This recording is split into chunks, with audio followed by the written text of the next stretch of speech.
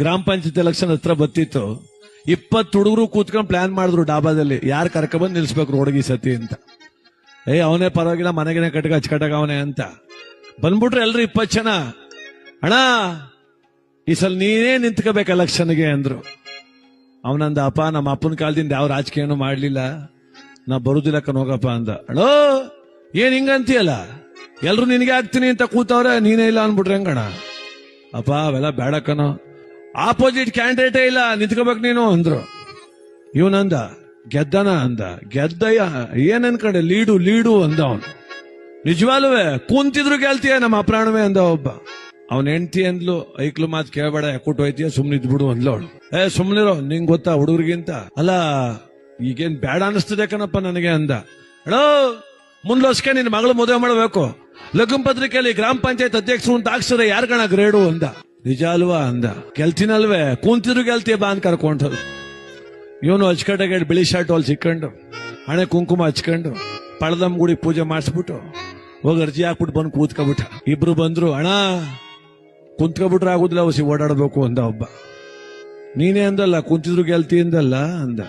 ಈಗ್ಲೂ ನೀನೇ ಗೆಲ್ಲುದು, ಹೊಸಿ ಓಡಾಡಮ್ಮ ಬಾ ಅಂದ. ನಡಿ ಆಯ್ತು ಅಂದ. ಅಣ್ಣ ಇಬ್ರೇ ಹೋದ್ರೆ ಆದದಣ್ಣ, ಜೊತೆಗೊಂದು 20 ಜನ ಐಕ್ಳು ಪಾಂಪ್ಲೆಸ್ ಹಿಡ್ಕೊ ಬರೋದು ಬೇಡವೇ ಅಂದ. ಆಯ್ತು ಕರ್ಕೋ ಅಂದ. ಸುಮ್ ಬಂದಾರ ಅವರು, ಗಾಡಿಗೆ ಬಾಡಿಗೆಲ್ಲ ಪೆಟ್ರೋಲ್ ಹಾಕ್ಸ್ಬೇಕು ಅಂದ. ಕುಂತಿದ್ರು ಗೆಲ್ತಿ ಅಂದಲ್ಲಪ್ಪ ಅಂದ. ಈಗ್ಲೂ ನೀನೇ ಗೆಲ್ಲುದು, ಕರ್ಕೊಂಡ್ಬಿಡ್ತೀನಿ ಅಂದ. ಆಯ್ತು ಬಿಡಪ್ಪ, ಒಂದ್ 20,000 ಖರ್ಚಲ್ವ ಮಾಡ್ತೀನಿ ಅಂದ.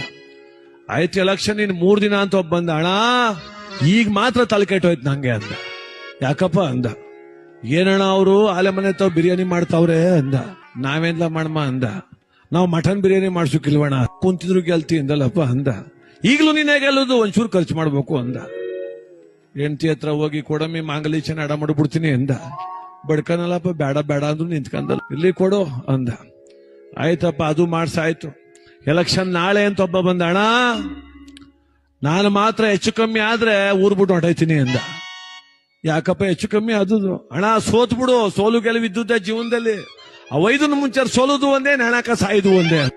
ಇನ್ನು ಓಟೆ ನಡಿಲಿಲ್ಲ, ಆಲೆ ನೀನೇ ಸೋಲ್ಸಕ್ ನಿಂತಿದೀಯಲ್ಲ ಅಂದ. ಹಂಗಲ್ಲ ಕಣಣ, ನಾನ್ ಸತ್ವಾಲ್ ಹಿಂಗ್ ಮಾಡ್ತಾರೆ ಅನ್ಕೊಂಡಿಲ್ಲ ಕಣಣ.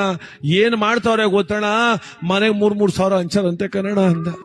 ಈಗ ನಾನೆಲ್ಲ ಮಾಡೋಣ ಅಂದ. ನಾವು 4,000 ಹಂಚ್ಬೇಕಲ್ವಣ ಅಂದ. ಕುಂತಿದ್ರು ಗೆಲ್ತೀನಿ, ಕರ್ಕ ಬಂದ್ರಲ್ಲಪ್ಪ ನಿಮ್ ಮನಕನ್ನಾಗೂರ. ಈಗ್ಲೂ ನೀನೇ ಗೆಲ್ಲೋದು, ದುಡ್ಡು ಹಂಚ್ಬೇಕು ಅಂದ.